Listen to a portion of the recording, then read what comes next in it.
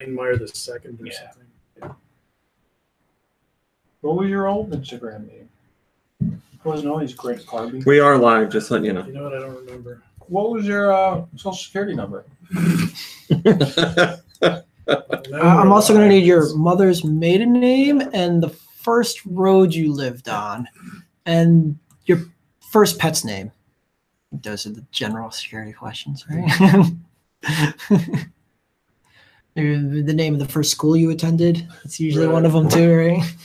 Just give me all that information. Just list it for me. Favorite teacher. Yeah. Your first car's Your first girl. Yeah, first car. That's right.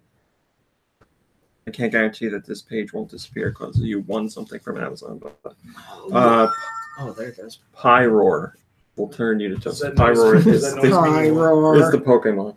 What's Ikaruga?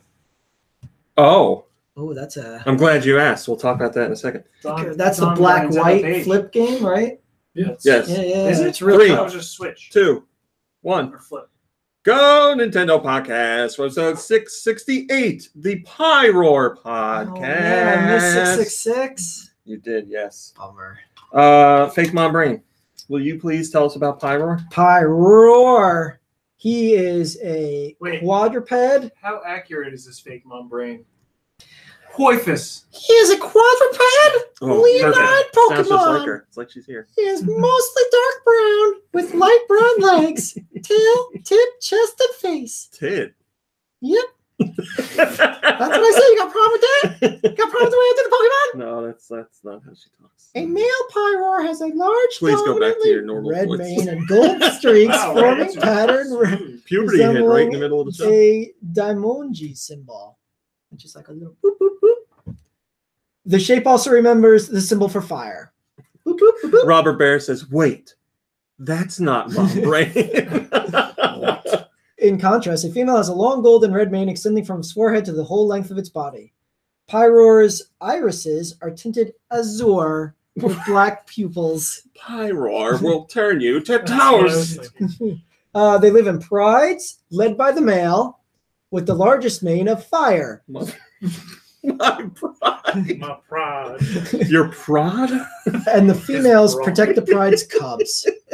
Oh, male Pyroar are usually lazy, but will protect its friends at the risk of its own well-being.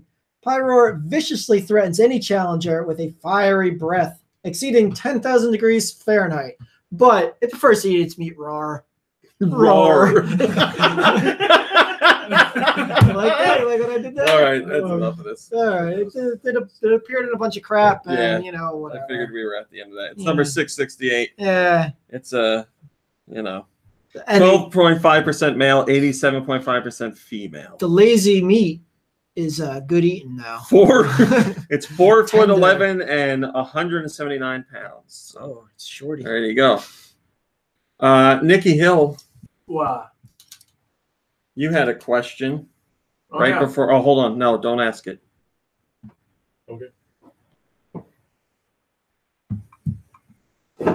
Okay. Nikki Hill, you had a question. Mm-hmm. What was that question? Oh, I'm glad you asked, Robbie. If you had 2 frozen pizzas in your freezer, one was plain. That's not the question. I need you to ask the question. What is Ikaruga? Oh, well, Ikaruga is the sponsor of this week's podcast. Oh, wow. Ikaruga. Let me tell you about it. Ikaruga. It's a hard butt game, that's for sure. A rebel pilot named Shinra must battle an enemy nation using a specially designed fighter called the Ikaruga, which can switch between 2 energy polarities, black or white, at the touch of a button. Bullets that are the same color as Shinra's ship can be absorbed, while the opposite color will do damage. This polarity switching mechanic is the game's core feature and the foundation for its stage and enemy design. It's now up to Shinra. Who makes his final stand, as the Ikaruga might be the Rebel Federation's last chance to defeat the oppressive Horai regime. Shinra? Are they making a new one or Shinra. something? The classic Ikaruga has re-released on the Switch, and that's why we are sponsored by. So this is a classic game? It's Is from, it a remaster? No, it's from 2001 is when the game first came out. So it's not like It's been around for PlayStation, I think it was on. 17 years. It was on GameCube. It was on, I want to say PS2, Dreamcast. I guess PS2 at some point. Yes. Oh my But yes, Ikaruga is the sponsor God. of this week's 17 years. podcast. GameCube, Dreamcast, Arcade, Xbox 360, Android, Microsoft Windows, There you go. and the Switch now. So thank you to So no PlayStation. But is it kind of like remastered? the graphics one and you stuff? said. No, I don't want to say remastered. No, I will Touched say up? touched up. Yes, and new borders and stuff like that. Plus stuff like Oh, yeah, it looks good. the online leaderboards and all that stuff. But yes, Nicholas is publishing that. So basically, thank you to Nicholas for the sponsorship this week. But we're specifically sponsored by Ikaruga. If you want a challenging game, What was this That's- game on originally, you said? GameCube, we Dreamcast, just went through this. GameCube, Dreamcast, 360. But it's high def. Regular high arcade? def right now or something? Or no, not even. Because that looks really nice. I mean, Looks nice. it's a vertical shooter, so like the sides of the screen are like I'm they. talking about the actual play in the middle of the screen there. The old character. I do not have the details on the specific resolution of the tape mode of the game. So I Taint can't- mode. Like, Taint- is that what taint it looked mode. like on the GameCube? Let me see. I mean, yeah, it looks like the game. I'm sure it's a higher resolution on Switch. Yes, but But we don't like know the if it's stuff that's on the HD left and the resolution. right has been completely overhauled and redone. That I'm sure took a lot. Drawing the graphics for the side of the Remastering screen. the borders Yeah. of the screen. But anyway, thank you to Nicholas for sponsoring us in honor of Ikaruga's launch. It launched May Who is this 29th. guy, Nicholas? And they will be sponsoring next week's podcast as well. So perfect question to ask, yes, because we have the 3 banners from them. We have I only see one. well, that's because you're on one device that has one display type. See, let me tell you something about GoNintendo. Depending on where you're looking at it, the browser automatically resizes. So you'll have one of 3 versions of the banner. You'll either have the desktop version of the banner, I just the hit tablet desktop- version I just of the hit banner, Show me desktop site, and it's the same thing. or the what? If you hold the refresh, it says request desktop site. And But apparently, GoNintendo automatically switches it, Turn so you never get that. turn it option. sideways. Is that even? Can I do that on my phone? What do? You hit the refresh button? Hold it, and it says request desktop site. But you can't because GoNintendo automatically. Let me see. Recognizes Hold your refresh. I get nothing. Maybe it's just your type of phone does that. We have this. We both have I didn't do the iPhones. most- Watch, I'll show you. Big- Ready? Oh, I got it. So I used to do that on Facebook because I didn't get the messenger for Facebook, and I would just I would log in through my phone, and then Facebook started deciding, well, if you log in on a mobile device, you can't do this. So I would request the desktop site, and I could still log in and use it. Well, on GoNintendo, you can request it all you want, Right. but you're not getting it. There's an old saying. They even wrote a song about it. You can't always That's get right. what you would like. Well, trust me. Here's the thing I should tell you. If you're on a desktop browser and you take your window and shrink it, what are or desktop? What are you talking about? Like a Computers. computer? I have one of those. Yes, it's I one of know. those- The it's things like that a- people don't. it's like, it looks like a microwave. The things that people don't use anymore What to look about, at what websites. about a at. laptop Excuse me. browser? Remember the time when you had, Is it the same for a laptop browser? depending on Only your desktop. resolution. Only desktop units. See, I would show you now, but I can't. If you take the window and you I know, but you resize said it, desktop, but desktop and laptop. yes, laptop are is the different. same. Yes. Oh. If You you can take put your a browser laptop window on and the desk. resize it, you can see the banners change live. You'll see what happens to the site. All the icons will like our Go original content section will shrink down to 4 instead of however many are there now, 7. I don't know. What? And you'll get the littler banner, and then if you go all the way to mobile, you'll get the little banner. There you go. I'm trying to bring it up on here, but GoNintendo froze my tablet. Well, I think it might be your tablet. You may have won. You may have won. You may have won. It's true. All right, so that's that. Enough talk about that. I was saying to Nikki Hill, who's excited for tonight? Hot damn tonight. I don't know what tonight is. I know you don't, and it doesn't matter to you, but Kirby, I Oh. think it matters to somewhat. Okay. I just don't know if he knows it's tonight. Is it something to do with wrestling? No. I don't no. Why would I say it doesn't matter to you? You like wrestling. Oh, it's Maybe Kirby really got Nick into Yale wrestling. gave it away. Yeah, I heard. So Fooly Cooley. Fooly Cooley comes back tonight. Yes. Oh yeah, they did a marathon last week. Yeah, in preparation for the brand new I episode did tonight. know that. Well. Actually, but I'm not excited about it. You know when it came back on what, Tuesday? Not Roseanne. Oh! What? Arrested Development. Oh. Not really happy about it. Did you watch the recut of season 4? I didn't.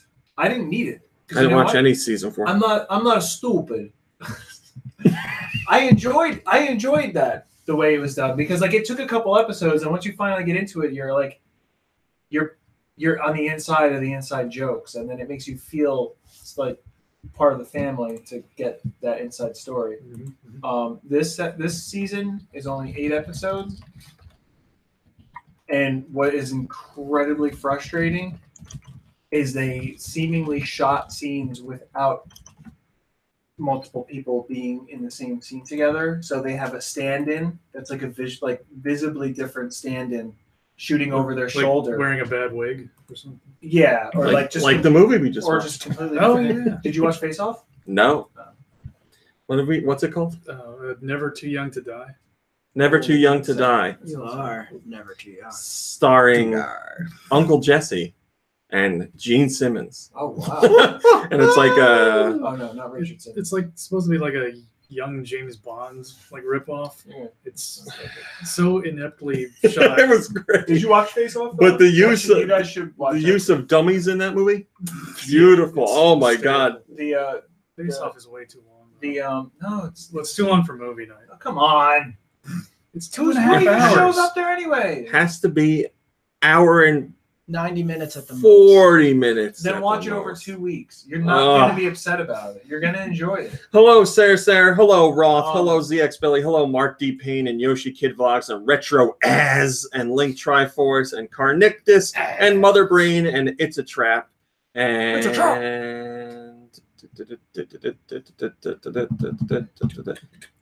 And Sarah and Retro Cool and whoever else I didn't see. Thanks for joining us. And Raccoon tries to play 1-Up. And whoever, and Blunners, and I buy that for $1. Whoever else I missed, thanks for joining us. I appreciate it. And in our IRC as well. Yeah, but Thanks for joining us. I mean, this isn't a Arrested Development podcast, but Hi, Deontay. they shot scenes where like it seems like people weren't there, like so they had to work around it. But the thing is you know how Arrested Development is all handheld? It's all like documentary kind of. Mm-hmm. When they reshot those scenes, half of the shots, like one character is on a tripod. It's a locked off shot. So then the other shot is handheld. So that's like move floating. And then the other one is locked off, and you can tell, and it's visibly jarring and like just really awesome. See, I know you can tell. Yeah, I'm sure I was saying maybe you could. No, I'm just sure tell I because can tell too. You're in the biz. But I But often it's just kind of something that psychologically, like subconsciously, is going to be unsettling because it's just different. It's not. I often wonder how much the general audience notices that stuff, because there'll be like things like when you're watching Ninja Warrior, it drives. That's what that show's called, right? American Ninja Warrior. American Ninja Warrior. Unless Yes. you're talking about Ultimate Beast. No, that drives me nuts because they have fake crowd noises Oh yeah. the whole See, that I don't show. recognize. It makes me so angry. It's a constant din of fake crowd. And you see the crowd and you see they're not doing anything. But that noise, and you know what else annoys me about that show? Watch that show and listen to the main announcer. He has one way of talking and it's yelling the whole time. He's like, "Thanks for being here on American Ninja Warrior today." That's how he is the whole show. It's so annoying. If they cut out that and the crowd and also the cutaways of like, I have 7 children and I lost my job to whatever. Robots. robots, and now I have to breastfeed my 17-year-old son because I don't have money. So you still watch like 5 minutes of that, and then they go on a course and they like miss the second thing, and I'm like, I gotta watch 5 minutes of your sob story, and then you fall off the damn thing. Don't waste my time. If they lasted longer, you wouldn't have to watch 5 minutes. You could have watched 2 minutes. That's what I'm saying. Just show me them doing the course. If they make it past the first round, then tell me. Yeah, I'm using it. Oh, good for you. Can I have some? There's another one upstairs. Yeah, if they make it past the first round, okay, then tell me a little bit about them. All I want to know is when they get out there is be like, hey, this is Johnny. He's 28 years old. He's a gymnast. Okay, go. That's it.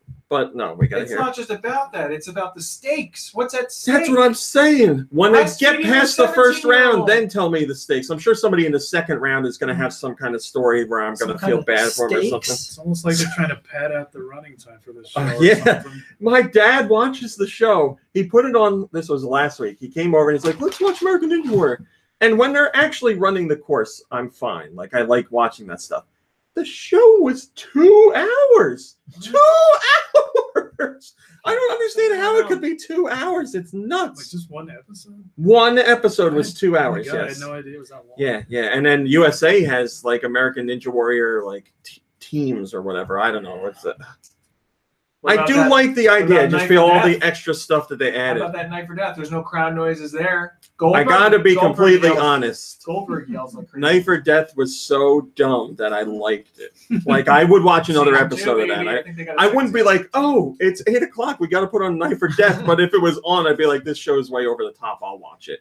Just because they take it so seriously, I like that because it's not serious at all. So it makes me laugh. It's their life. Plus, the characters were great. So I'm sorry, the characters, the real people were great, whatever you want to call them. But all right, let's do some Nintendo news. I don't know. Humans, I don't know. Let's do Nintendo news. So People. for a few weeks now, there have been rumors of something going on with Pokemon. We were hearing there's going to be a Pokemon announcement, some kind of reveal, some kind of event. It turned out to be true. I mean, there was Can I talk about that before you say something? Because the night before that announcement, I was taking a shower and I was thinking to myself, Pokemon Go's on cell phones. My phone connects directly to my Switch with the parental guidance app thing. I was like, it would be cool if they could use Pokemon Go with a game on the Switch. Well, there you go. What did they announce? There you Pokemon Go. Hey-o. We'll get to that in a minute, but we have some other details about There Pokemon you first. Gokemon. Who? No. Yeah, why don't they just call the game Gokemon? Something about that sounds really gross. Pogo. Because it sounds like Gogurt. It's short for That's pocket. it. Oh, Too close to go. you know what? My the 5-year-old loves Pokemon. He's just getting into it. Doesn't understand anything about it, but loves Pokemon. The older one used to really like Pokemon, and now like he doesn't care about it. Whatever. Too cool. So I was like, "Hey, do you know why they call it Pokemon?" And he's like, "No, it's because they're Pokemon. That's what they're called." I was like, "No, it's short for pocket monsters." And he's like, "No, you're not. No, they're not. That's stupid." And I was like, "No, they're pocket monsters." And he's like, Get out of my house. He was like, "How do you know that?" And I was like, "Because I'm your father. That's why." Doesn't matter what I say, it's true. I'm older than you, and I'm I smarter like how than you you. told him that, and it seems too unbelievable to Yeah. be true. Like, no, that couldn't be it. Oh yeah, he didn't believe me. Just Well, a random word. It Is that makes more real? sense. Yes, yeah, that's they're real. pocket monsters. That's what it's short I'm for. learning a lot today. You You didn't know really that? didn't know that?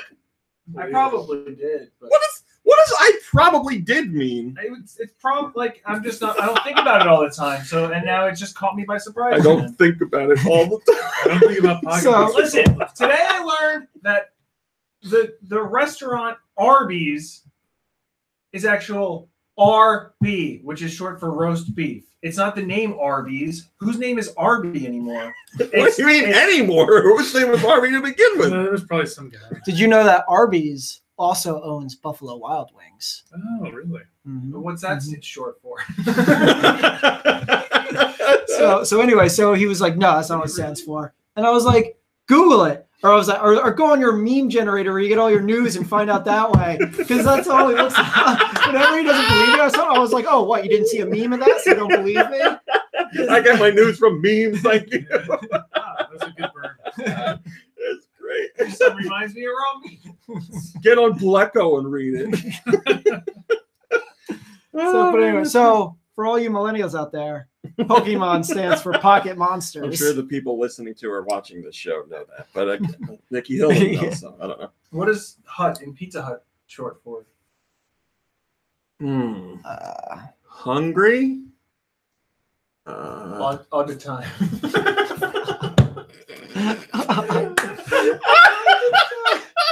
I'm hungry all the time.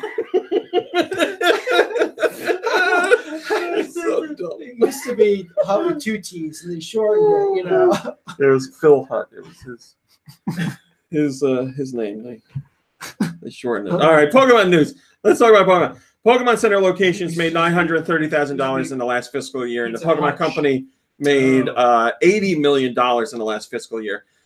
So that's their second highest amount that they've ever made in a fiscal year. Obviously, their highest amount was the year before when Pokemon Go was at its biggest, and I think they made something like 140 or 160 million, but still their second highest year ever. And this total is as much as all the net profits from the 1st to the 18th fiscal years combined.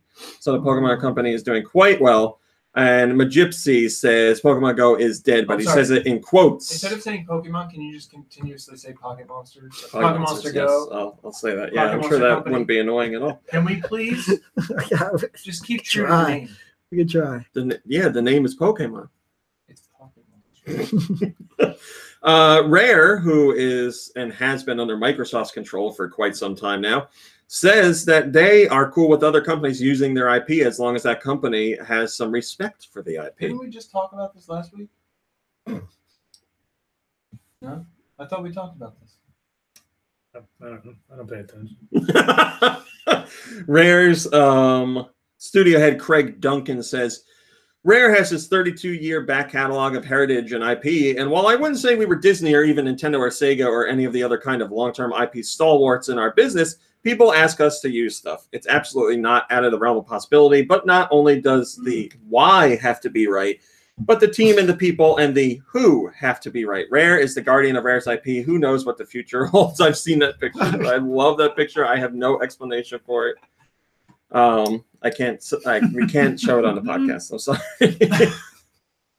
sorry. So Rare is open to it. Now, this, everybody knows that Microsoft and Nintendo's relationship has gotten really good in the past year or so, or the past couple years. We have Minecraft on the Switch and the Wii U and the new 3DS, and then we have the special Better Together update that's coming to Switch, which also is going to let you play with Xbox people, and you're basically going through an Xbox Live account to do it. So the two companies have certainly been working together a lot, and whereas before I might not think this could actually happen, now I can envision something where Nintendo's like, hey, we really feel like Banjo and Kazooie deserve to be in Smash Brothers. You guys want to make that happen? I would imagine Rare and Microsoft would be like, hell yeah, let's definitely do that. Obviously, Microsoft and Rare would have to get some cut of the money from it, but still, it will work out great for everybody. Lots of classic Nintendo fans would love to see those characters on there, and I'm sure it would be good for the brand overall just to appear in Smash Brothers, because it hasn't been doing too well since that last game on the Xbox 360. So, something to revamp it. Yeah. So I don't know. I mean, the way they're talking, things are certainly possible. I don't want to say they're going to happen, but hello, cumulative. It's interesting when people refer to like the nuts and bolts of things. It's like the inner workings that make something work well. I don't know about work well, but work. But it's like the inner workings of a device, down to the nuts and bolts. With nuts and bolts, they completely eliminated all of the actual nuts and bolts of Banjo-Kazooie. Yeah, pretty much. I mean, you can still run around on foot, but that's not how you're supposed to play the game.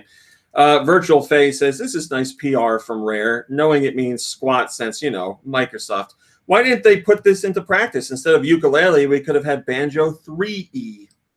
Well, I don't think there's anybody really left at Rare that knows how to make a game like that anymore. Rare now is very different from what Rare used to be. Those people are over at Platonic. They're dead now. They're all dead. Making stuff like ukulele.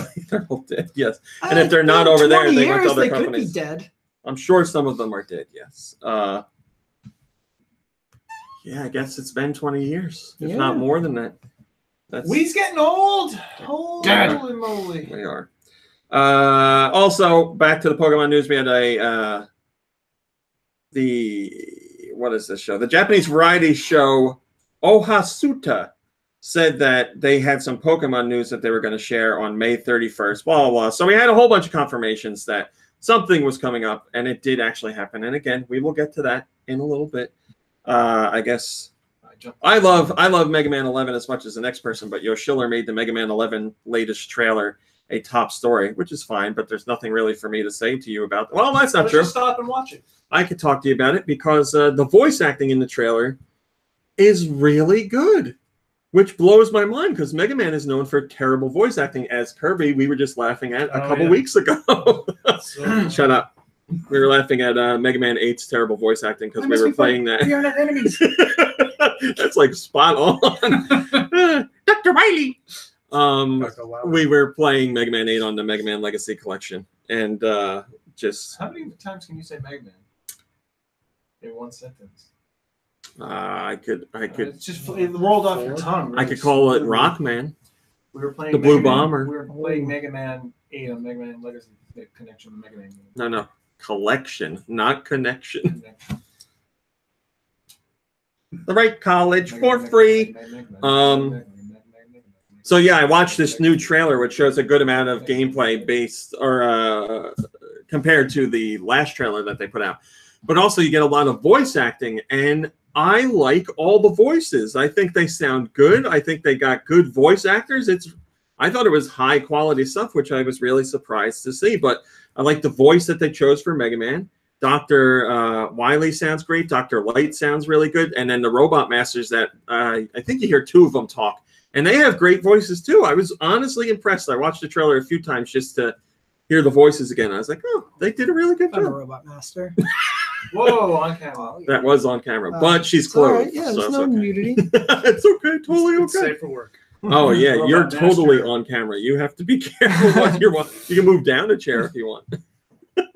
There, now. Oh no, still a little bit. Still a little bit. Robot Master 8. Oh. Right? So, and then something else worth pointing out about the Mega Man 11 game that is coming out on Switch. It is $30. Just $30. Yes. Just $30. A brand new Mega Man game for $30. Yeah. Because I guess Capcom's like, well, it's a platformer, old school. People aren't gonna. Your average Xbox and PS4 player aren't gonna spend $60 for that. So I don't Where's know. my Disney compilation? It's on the Xbox and the PlayStation. Exactly. You have a PS4. I want it on the Switch. I want to take it with me. What games are in there that you want to play? DuckTales? DuckTales 2, right? Woo. Wasn't that like on there as a I don't special? Yeah, I think it is. Sure. And Chips and Dales? What else was on there? Is Tailspin on there? Was that? I think Tailspin's on there, yeah. Let's get it. Let's get it on. And Chips and Dales 2. Chips and Dales 2. I've never played DuckTales 2 or Chip and Dale 2. Yeah, Never well, played. DuckTales 2 is like impossible to get now. Yeah. Because it's like you super pricey. Isn't it crazy that like could play it. DuckTales was such a big hit and then the second one came out and nobody even knows it You've got exists? Xbox One and you've got a Did you know PlayStation there's 4. New DuckTales you- cartoons out right now? I know.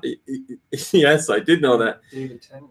And they just did in an episode of DuckTales a thing about Darkwing Duck.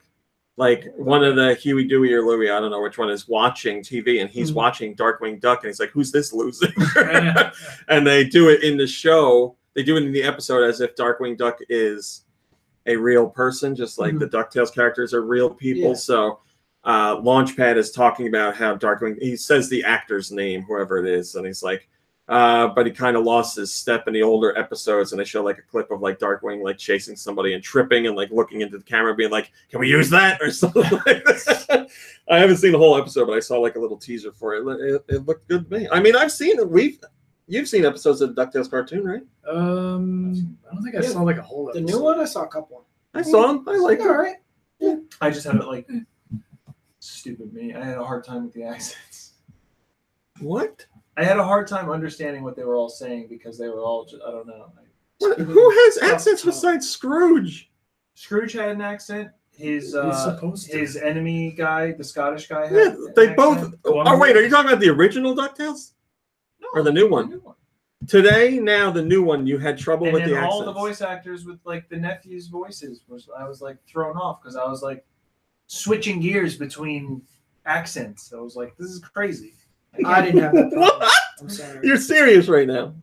I had a hard time paying attention. Because like the I had a hard time Huey, paying Dewey, attention. Louie, and the girl, whatever her name is, I can't remember. Yeah. Webby. Webby. They're all just like regular, like there's no Webby, accents or Webby? anything. Yeah, short for Webby. They don't have accents or anything. They're just No, but they have voices that they're doing. Fake voices. Are you saying you Voices. can't understand voices? They're talking in different. I mean, if they're talking. I mean, like the normal actors people, aren't really doing voices for those roles. They're doing their own voice, maybe a little No, played up. They're playing it. Maybe a tiny bit. You don't know voice actors much, do you? I want to. Clearly, you do. Really? This is not They wouldn't like be a voice actors if they were just voice acting. talkers. They were just talking. Well, I would beg to differ because I've seen regular actors who do the same thing in every movie, like Liam Neeson and Steven Seagal. They don't try and change their voice or act any differently. They're always the same. Yeah. Well, have those two ever been in a movie together? That needs to happen. All right. This no. Taken Under Siege. There's a new 2DS XL coming out. It's a special edition. Call it what it is. I just did. There's a new Nintendo DS coming out. There's a new 2DS XL. The Hylian Shield edition is going to be exclusive to GameStop. It resembles Link's iconic Hylian Shield. Get it in a bundle today. And it comes preloaded with Zelda: A Link Between Worlds. So, like I said, GameStop exclusive. It's quite the fancy-looking new 2DS XL. It looks nice. The Hurley Bass XL. No Hurley Bass on there. But it does look like the Hylian Shield. So July 2nd, if you still don't have a 2DS or a 3DS or any of those versions of those systems, you have another option now. Nicholas Kemp says, damn, that's pretty. I probably can't justify getting a third 3DS system, but man, do I want one. And that's how Nintendo makes money, because they're like, well, make them look really nice. And people will be like, maybe I could shell out a few more bucks to pick this up. I just got an ad with John Cena in it. Did you win? It was for Hefty. Oh. So we That's all nice. win? Oh, Jesus. Hello, Davis. Thanks for joining us. Donald Duck. All right. We're not doing that. We're not doing that. All right. Is it an ad calling John Cena fat? No, he's the Hefty spokesman now. I thought he was like Yes. the Armor All spokesman. He's now. also you can be more than one Man, spokesman. he is just selling out. He doesn't have that Bella, lugging him around. by I his heard they wiener just got back anymore. together. Yeah, but he did all these commercials before they got back together. He did these commercials when they were together, too. He's been Hefty spokesman for a while He's now. Hefty spokesman. What about Hefty, the pistachios. Pistachios? Yeah. I Wonder Pistachio? Crocs. Oh my Armor All. gosh, I bet you love that, don't I you? did. Armor All. So is He's in a new YouTube cartoon with can't say that. I was going to be rude. The woman with the bountiful bosom from Two Broke Girls. Cat Benning? Yes, those two are in a new Does she have big YouTube boobs? cartoon. I Oh my never even God. noticed. I'm sorry to be so crass, but yes. Capri Sun. What? This is right here. Nickelodeon spokesperson. He's the voice of the new bad guy in the new Turtles cartoon that's coming out. He's all over the place, man. Chicken Wireless. blockers. Cricket Wireless. Yes, there's another one. He was in a Nintendo commercial. He was promoting the Switch. He's everywhere. Fruity Pebbles. Fruity Pebbles. He's everywhere. Yeah, he's certainly making some scratch, no doubt, and he's still wrestling. He's doing a lot of advertising for somebody you just can't see, huh? His net worth is $55 million. That's it. I expected more. Oh wait, hold on. The next one down says his brand is worth $106 million. Oh, my brand. All right, let's get to this Pokemon news finally. So, Pokemon Company, even though it was rumored and everybody knew something was going to happen, like 20 minutes before this event went down, they took to their Twitter account and they were like, hey, We got a special thing coming up. Everybody stay tuned. And I had a big presentation over in Japan with Niantic and Game Freak and the Pokemon Company representatives and Nintendo. They were all there to discuss not 1, not 2, but 3 new Pokemon games. And believe it or not, one of them is available right now. They announced it at the conference. We didn't know anything about it. And then they were like, boom, go get it right now. So we'll talk about that one first. That is Pokemon Quest, which is available on Switch now and will be coming to mobile devices later in June. And it is free to start, as Nintendo likes to say. So you can play the whole game for free. You don't have to spend real money, but there's DLC and like tickets and stuff like that to speed up the game if you want, and you have to buy that with real money. Hello, A Gamer. Hello, Bjorn. So you can get it right now on your Switch. I downloaded it as soon as the conference, as soon as they announced that it was live, but I haven't played it yet, unfortunately. But I've heard people say that they actually legitimately like this game, and they finally have done something in the like Pokemon Rumble, I guess, genre that are that's enticing people. Is this It's an action RPG. Pokemon Go? What? Does this connect to Pokemon Go? No. What's that game? We're going to talk about that next. Oh. So yeah, So there's it's 4 games coming. no, Okay. 3. That's why I said 3. Technically, the second game has 2 versions, Oh. but 2 versions is like every Pokemon game. So every like gold and platinum or whatever, silver and gold, whatever the heck they were, those are just one game. It's one generation, yeah. Call it. Okay. So it's an adventure where you befriend other Pokemon, you find hidden treasures, and you explore a brand new land. It's got a very cubey, blockish style. And yeah, you can try it right now for free. If you don't like it, then you get rid of it. Hello, hello, Fanders. I don't know. It's free. I haven't played it yet. It's so free. Play it for free. There's a pull on the back. Oh, I thought there was some kind of weird John Cena impression. I was like, I know you don't get accents, but that doesn't. Wait, does John Cena yell it's free? No, that's why I didn't get it at all. Me. Like so yeah, you can get it now. Like I said, it's coming to mobile phones later in June, and it is free. Yes. Free real estate.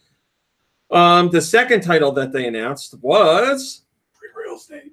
the one that we had rumors for a few weeks now, and it is confirmed. Pokemon Let's Go Pikachu and Pokemon Let's Go Eevee. Those are going to be available only on the Switch, and they come out this year, November 16th. So they are not, the Pokemon Company saying they are not remakes of Pokemon Yellow. They are inspired by Pokemon Yellow to create a new experience. These games connect to Pokemon Go. You can transfer Pokemon between Go and this game. And this is supposed to be the next step for Pokemon Go players, because a whole butt ton of people played Pokemon Go as their first Pokemon game. And Pokemon Company was like, how do we bring those players closer to what the traditional Pokemon series is? And their solution is Pokemon Let's Go Pikachu and Let's Go Eevee. So you have the traditional like look and feel of Pokemon RPGs in recent years. But there's one big difference. There's a whole bunch of little differences, but one big difference is when you go to capture wild Pokemon in the traditional Pokemon games, you battle them. In this game, you use Pokemon Go mechanics where you throw the Pokeball at the Pokemon and try and capture it that way. You do that by throwing, or not actually throwing, but using the Joy-Con in the throwing motion to capture them. And when there's still traditional RPG battles, which is something new for Pokemon Go players, but very old for classic fans of the franchise. So it's mixing the two worlds together. So no battling wild Pokemon. You still capture them, and then you still fight trainers and bosses the old school way. And then on top of that, they are also selling a Pokeball accessory. So That's cool. You can play the game with a Pokeball where you actually mimic the throwing motion with a Pokeball and capture it. But you can keep the Pokemon in the Pokeball with you and take it with you on the go. And if you shake it, you hear the cries of whatever Pokemon is in there. What if I were to drop that Pokeball? Will it pop open and the Pokemon will get out? No.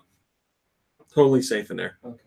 And it's got a fancy light on it and everything to show you when you capture the Pokemon and it's locked and all that stuff. But wait, but again, I want to make this. You also carry that around like how Pokemon Go, that's what I thought, like your steps, or wasn't it Pokemon on like the 3DS or something, where like your steps as you're walking around with them helps to evolve. I mean, they've done stuff with pedometers and walking and all that stuff in Pokemon games. Does the Pokeball do that, or no? We don't know the details of it, but yes, I'm sure there's something about walking with there'd be no reason to carry around a Pokeball if it wasn't going to benefit your Pokemon in some way. Yeah, so I'm sure there's something in there, but we don't know all the details about that. And also, to be clear, you don't need to buy this. This is a separate accessory. You don't need to buy this to play the game. So if you don't want to spend $50 on a Pokeball, you don't have to. You can just play with the Joy-Con. If you want to be a no funzo, then don't get it. That's right. Also new for this game is co-op. You can have another player join you on your Pokemon adventure, and all they do is take the other Joy-Con and shake it to join the game. That's it. No menus, no clicking options. You just shake the Joy-Con, and they come into the game and join you. And they can help you capture Pokemon and battle and all that good stuff. So you can play the game with a single Joy-Con. The other thing that's new about this one is it's a mature rating. I didn't hear that. Yeah. I mean, it didn't look like it earned a mature rating from what they showed, but I'll take your word for it. Because of its connectivity with Bleco and Rule 34. Unprecedented partnership. So yeah, that's coming out this November. The way that mechanic works is, again, you just shake the Joy-Con. And people seem to be very pleased with this idea. And like I said, it connects to Go. Pokemon originally discovered in the Kanto region that you've caught in Pokemon Go can be brought into Pokemon Let's Go. And they're teasing some sort of new Pokemon for this game as well. One new special Pokemon they're talking about, because this focuses on the original 151, I believe. But there's going to be something new in there. It's like a different colored Bulbasaur. It's great. It's not shiny or regular. It's just like purple. Swiss Charizard. Boo. I was with you until that. So that was the biggest announcement of the event, but also the one that has people equally excited is the reconfirmation of another Pokemon game for Switch that's coming in 2019. It's due out in the second half of 2019, and Pokemon Company wants you to know that this is an all-new core series Pokemon RPG. So we have Pokemon Quest, which is like a little spin-off, silly, free-to-play game. Then you have Pokemon Let's Go Eevee and Let's Go Pikachu, which is inspired by Pokemon Yellow and is aiming to bring together Pokemon Go players and classic Pokemon players. And then you have this new Pokemon title for Switch that is the next true step in the Pokemon RPG series. So hopefully all the people that get into Pokemon Let's Go, or whatever, they go, oh, let's get this new one, and then they go, this isn't anything like that other one that I played. Well, it'll be a half step towards that game. So I think they're doing it really smart, to tell you the truth, to do Let's Go Eevee and Let's Go Pikachu first, try and connect the Go players to the regular world of Pokemon, and then another 6 to 8 months down the road, you'll have a traditional Pokemon game as well. I mean, there's something here for every type of Pokemon fan, it feels like. So definitely an interesting approach, and people seem to be excited. I think an even bigger deal is connectivity with your cell phones. Opens the door for some other creative gameplay options and options for, cross communication between mobile and Switch platforms. I don't know how many other companies are going to do anything like that, but I mean, Nintendo can do it with their other online games. Like they can, I'm sure, work. Well, I mean, you already have stuff now, like Splatoon 2 through the Switch Online app uses for chat, but also for the exclusive gear and stuff like that. First comment comes from, oh dear, that's a lot. Top rated comment comes from Moshigan, and Moshigan says, this is a brilliant strategy. Pokemon Go, a mobile game for the absolute casuals. Let's Go titles, Switch titles, modernized and streamlined reimagining of the first games with a limited range of Pokemon, easy for new players to get into. Quest, a more in-depth mobile app as a companion to other games, and finally a proper Gen 8 installment next year after Let's Go, and Quest has had a good run and lured in new players and Switch owners. It does seem like they've really planned things out here. Yes, so I agree with that. It looks like a good idea to me. We'll see what happens, but it looks like a good idea to me. What's this? I told you that's out. Okay, so a while ago at South by Southwest, I think it was, Sega showed off a teaser trailer for something, and we knew it was Sonic related, and we knew it was racing related, but they weren't telling us exactly what it was. It was just like a teaser of a logo and some real quick shots of a car, and you heard like a revving engine, and that's pretty much it. So, you know, we're getting up to E3, and Sega's like, hey, guys, we're going to reveal something soon. Get ready. And Walmart was like, nah, we're going to show it now. Walmart leaked it. They put up a whole listing for the whole thing. They revealed Team Sonic Racing is the game that Sega was teasing. Team Sonic Racing is coming to the Switch. The listing that they had specifically showed the Switch version of the game and even the cover art for the Switch version. So it's confirmed. And then on top of all of that, they had like the full rundown of details, so I will give it to you. Team Sonic Racing combines the best elements of arcade and fast-paced competitive style racing as you face off with friends in intense multiplayer racing. Race together and work together as a team by sharing power-ups and speed boosts. Take control of your racing style, choose from 3 distinct character types, and unlock game-changing vehicle customization options to suit your racing style. Speed up, gear up, team racing at Sonic speed. Has online multiplayer and local co-op modes, 12 players per race or 4 players per split screen, and various offline and online race modes, including Grand Prix or Prix, exhibition mode, time trial, and team adventure mode. Team racing at Sonic speed, is that moderately quick? Yeah, I don't Is understand. it moderately fast or real fast? It doesn't stop me from playing the game. It just, I don't understand why Sonic is in a car. Is he using guns? I feel like this was a conversation we had. Does he Either- say was you're it a too long time slow? ago? Yeah, I Or remember is it bringing it up like a. You're I too remember talking slow. about, like, maybe Years even at ago. your parents' house or something, talking about a racing game with Sonic being like, he's supposed to run really fast. Why is he like in a car? I don't know. I see What your game legs was get that? tired, I guess. There's been other Sonic racing games. There There's have been. Sonic and All-Stars Racing Transformed, and there was he Sonic, wants to make it fair for everyone else. Yeah, exactly. Because no one else can run as fast as him. But so they he can. puts himself. They can. Everybody in the Sonic universe can run fast. Dr. Eggman. But can they Yeah, run as fast as Dr. Sonic? Eggman outruns Sonic at the end of almost every level. His machine will like get blown up, and he runs away from Sonic. For some reason, Sonic can't get him. It doesn't really make much sense. And then Tails can run just as fast. Knuckles can run just as fast. It's the Biggs- shoes. Biggs Everybody the gets cat? the same shoes. Biggs the cat. Biggs the cat. What did you call him? Biggs the cat. it's He's just- calling him Biggs. It's just big, but Oh, Biggs the big. cat. Yeah, he can run fast, right? Is it Blaze? What's the girl's name? Blaze, the 420. Who's the gray one? Oh, Gray one. yeah. Gray Sonic. Ken Run as fast as blue Sonic. Gray Sonic. What's that asshole's name? I hate that guy. Shadows the He's black the one. psychic one. What's his name? Silver? Is it Silver, that sounds Silver right. Edge Yeah. one? Yeah, they can all run fast. Why It's is his just name the Silver? shoes. His name could easily have been Gray. Mother Brain says, Armsy, are you trying to rationalize a video game? Yes, I am. When Sonic's thing is all about speed, I don't understand why they all get in cars. Very important, though. Who's on the cover? It is I name King Clown. Silver the Hedgehog. is Who's his on the name. cover? Sonic, Knuckles, and Tails. No. And Shadow. Shadow. Shadow's on the cover. Okay. What's your point? It's your favorite. He's probably got guns in his car.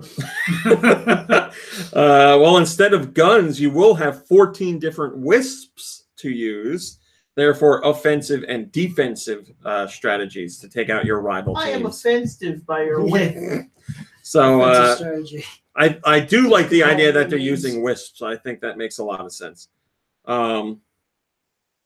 We shall see. I mean, I like the other racing games that Sonic was in, so I'm totally down with this. I just, yeah, it doesn't make sense to me. Mark D. Payne, I'm not ignoring you, but I haven't seen what you said. So we'll see what happens here. We got a trailer, like a more Glad to see Shadow still around. appropriate trailer since this leak happened. But I'm sure there's much more to learn. Conga Crew says, wow, a new Sonic racing game. I never could have seen this coming. Thank God Sega never teased anything about this. Oh, wait. Mark D. Payne, we literally just talked about Pokemon Let's Go Pikachu and Eevee. I said what I thought about it. Maybe there'll be a level where they're racing boats or planes. I mean, that's been another one. Well, it could be in this one too. Could, yeah.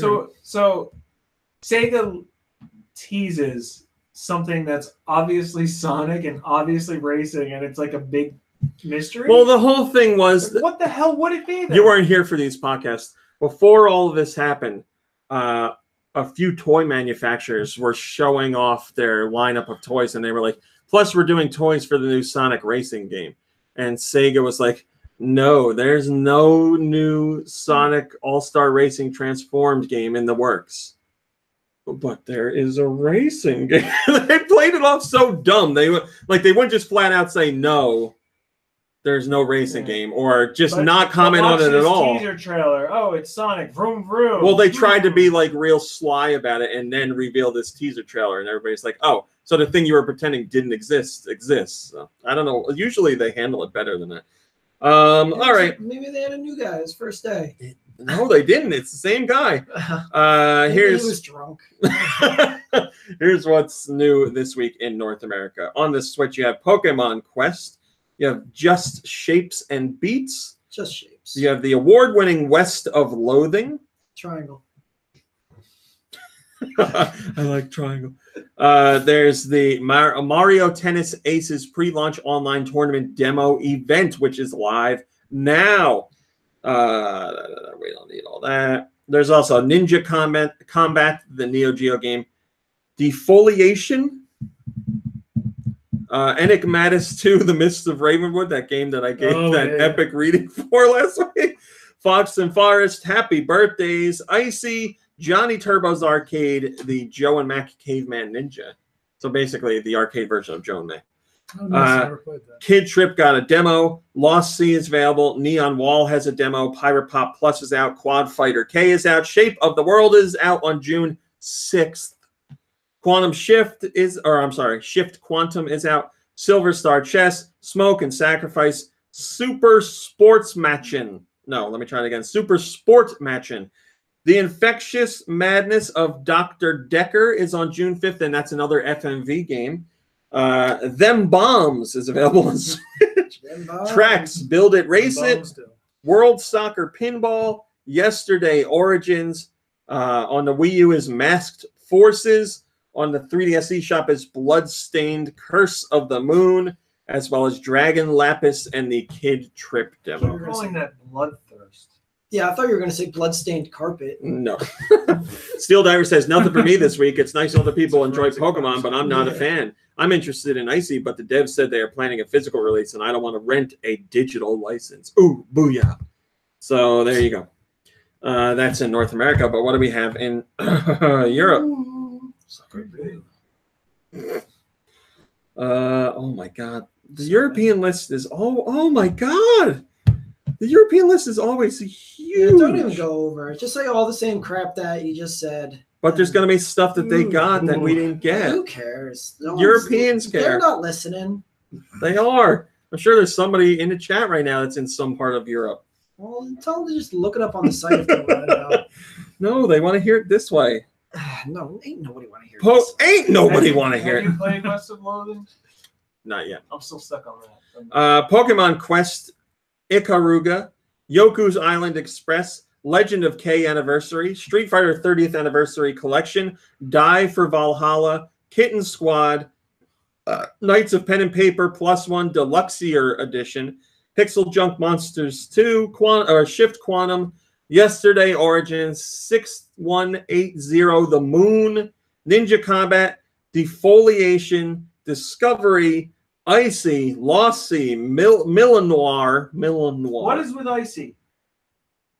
Pirate Pop Plus, Okay. Quad Fighter K, Smoke and Sacrifice, Songbringer, West of Loathing, World Soccer Pinball, Fallen Legion, Rise to Glory, Jumping Joe and Friends, Operation Hardcore, Super Sport Matchin', Kid Trip got a demo, and Neon Wall got a demo. What do you want to know about Icy? It is also award-winning. Icy Have you played that? is no, I really want to, though. Icy is a 2D side-scrolling action game. As you follow the narrator's omnipresent voice, you will see through Icy's eyes and learn the truth of her world.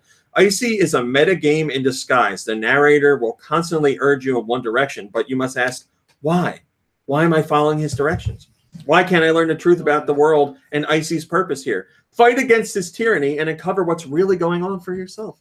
There you go. That's what Icy is about. Because I saw, I think, a trailer and it had subtitles, and it was, I couldn't tell if it was what the game was. Like, there's like a narrator the whole time telling you, like, oh, this is what Icy does or whatever. And I was like, what? Oh, this is what Icy Or is does. this somebody's just comments on it? I think I may have watched it without the sound, which makes it hard to understand anything. But Well, we also know it's hard for you to understand with the sound, too, which we learned earlier. it's hard to Like all understand those people's voices. words, man. Pokemon Quest has DLC. Those people talking words. 8 Lear, What? Liddy, and I Suel see it Battle moving, Mix but I can't Secret. understand what's coming out. 8 Lear, Liddy, and Suel has DLC. We're not going through all of it. Kitten Squad has DLC. Minecraft Switch Edition got the Egyptian Mythology Mashup Pack. Oh. Pixel Junk Monsters 2 has DLC. Songbringer has DLC. There's DLC for Pick-a-Pick Deluxe. You can do some pre-orders on. Are there any wallpapers a for bunch of stuff. Mombrain? Well, I'm at special offers, so wallpapers would be next. 3DS eShop got Bloodstained Curse of the Moon, Dragon Lapis Kid Trip Demo. The Wii U got Rainbow Snake. Eating Oh, food, Rainbow snake Snake. painted in different colors. Oh, Collect yeah. a colorful snake and avoid the green walls. Over time, the snake is gaining speed. Okay. There's no themes. Shillelagh has his first comment, and he says, Ikaruga and Yoku's Island Express are the 2 best titles this week. Well, there you go. That's Shillelagh's seal of I don't approval. Right there. know. Hello, Zoso. Icy and West of Loathing are award-winning. Shillelagh. Well, Do we know what the So- awards are? Maybe, Yeah. in your opinion, those are the 2 notable best. awards. Oh. Zoso says, I got Galgun 2 this week. Well. I bet you're having a real fun time. FIFA 19 has been confirmed for the Switch. Well, there you go. There you have it. FIFA 18 was enough of a success on the Switch for EA to be like, let's do another FIFA game on Switch. So it already managed to outdo what the Wii U got. EA support better than ever, baby. Yeah, but didn't FIFA 18 not have like online? What did it have? Like no multiplayer or something like that? You couldn't specifically request friend matches. You just had to hope you met them online. It'd be like, hey, go online when I'm going online, and let's hope we randomly get matched up together. Hopefully that's changed. It's the same game as every other platform. Oh wait, it's not. Well, this time EA says they're doing something different. EA's supervising producer for the FIFA World Cup mode and FIFA in general, Andre Lazarescu, talked about FIFA 19 coming to the Switch, and he said the game engine is going to see improvements. This year's game will look markedly better. Oh, did they get the right colors on the socks? But they're still not using the Frostbite engine. He says, I'm not closing the door on that possibility of using the Frostbite engine. However, we didn't want to create a dumbed-down version of the Frostbite engine. The intent was never to have a one-off custom engine that we were never going to touch again. It was to have that as a baseline and then build from there. So he's like, we built this engine for FIFA 18 on the Switch, and we're going to use it again this year, but now we're going to make it better. I don't know what to tell you. Mm-hmm. But like I said, the Switch version of FIFA in Japan outsold the PS4 version, which is, I guess, might be a big factor into why they are considered, or why they're making the next one for Switch. MeReal says, this is a good thing. I own FIFA 18. I have relearned to never buy an EA game at launch, as it will be half price or less, secondhand, all over the place. Nevertheless, the game runs well, is a lot of fun, and certainly brings lapsed Nintendo fans into the Switch fold. I hope that the game is great, but I definitely don't need next year's version. Well, there you go. Well, FIFA 19 is going to be the last FIFA for Switch, but we're getting one more. Yeah, I think they'll have to do a lot this year to convince people to pick it up. Here's something really interesting. Ken Sugimori, who is the longtime Pokemon artist, has revealed the inspiration for Snorlax, one of the first Pokemon. Was it a really fat guy that he It is a fat guy. Yes, I know. He did an interview and he says the inspiration was Pokemon planner Koji Nishino. And he said about Nishino, with this huge appearance, was the model for the Snorlax Pokemon. However, it is abnormally demanding with adorable things. So I guess he's saying, man, he's real fat. It's hard to make him look cute, but we did it. That's what I'm getting from it. Snorlax's Japanese name is Kabigon, This guy doesn't look And Kabagan, fat. He just looks like a happy. he's a heavy guy. Yeah, he's not like He doesn't even look old happy. Mama June levels of heavy, but he's a heavy doesn't guy. Not as big as an happy. actual He just looks Snorlax. content. Kabagan I got was some the real cute nickname pictures of Snorlax for you. Kabagan was the nickname of Noshino. Kabi means mold in Japanese and is in reference to Noshino eating food that has become moldy. Oh, Is it something he actually did? Are they just saying he's so fat he'll eat moldy food? I don't know, but there's your story. Maybe he just likes I'm cheese. curious. There you go. Ooh, Here. Whoa. there you go. There he is. Hey, it's just Noshino and Snorlax. Ooh, it's like looking into a mirror. A cute fat Yeah, mirror. there was a guy I used to, when I worked at ShopRite, there was a guy that used to like, I don't know. eat all the time. Or The one on your left is sleep all Snorlax. The There was one a on guy your that right used is to work Noshino. there, and we called him Snorlax because he was like a huge guy. Like, this, like But did he sleep all the time? That's he looked like he was really sleepy, like all Okay, the time. okay. That's another reason. is why that we called bullying? him Were you bullying him? We didn't call him that to his face. And that makes Okay. it better. Behind the back bullying. So now you know. Now you know that Snorlax is based off of a heavy guy who eats moldy food. Top rated comment comes from Hawk, and Hawk says, "What a proud moment." He says, "What a proud moment for this mold eating fellow." That's great. And Pokemon Company on the Eevee Twitter account, I think it was, showed off that Pikachu and Eevee went to the Game Freak offices to like check out the game's progress and all that stuff. So they have two people in mascot suits walking around, and they took a picture with the whole company, everybody in the office, and The real stuck Pikachu in there Pikachu. behind one of the Pokemon is Noshino, so he's still there hanging out, still eating mold. Still sleeping in the company cafeteria, whatever. Gung Ho says they have a major game reveal for the Switch at E3 2018. So we know that they're bringing, I don't know how I'm supposed to say it. Cold. Galaxy. Yeah, that makes sense because it was saying, oh my God, I said it out loud and it made sense. But it's GALAK-Z. It's been Arby's this whole time. Yeah, look at that. There's one for me. I never made the connection until I said it out loud. Galaxy. Wow. Variant, what is that? S. Galaxy Variant S is coming to the Switch from Gung Ho, but that's not what Are they're you sure it's teasing. not Galaxy variants? Could be. I guess it could be, yeah. Is that- That is coming to the Switch from Gung Ho, but they say they also have a major game reveal for the Switch at E3, and it's not related to that one that they've I hope already it's Halo. You made. think it's gonna be Halo or something? Probably not. No. Gung Ho, maybe it'll be Maple Story 2, the brand new Maple Story. I don't Is know. that who made that game? Unless I'm What's, incorrect, I believe, what yes. If we look up other games that Gung Ho has made. RPG Gargoyle says, or I guess I should say RP Gargoyle says Grandia Collection. Grandia Collection. Grandia Collection. Well, maybe it'll be that. I don't know. I don't know enough about Gung Ho's history to tell Puzzle you. and Dragons. Yeah, that I know. Let's find it. I don't know. Let's take a look. Let It Die.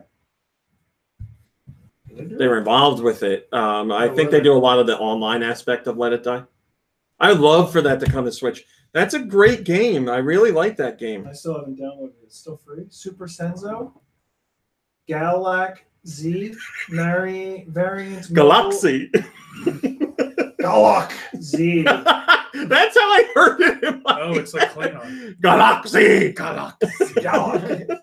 Galac Z. All right, so we have an E3 rumor that I'm going to tell you my 2 cents. It's My two real dads.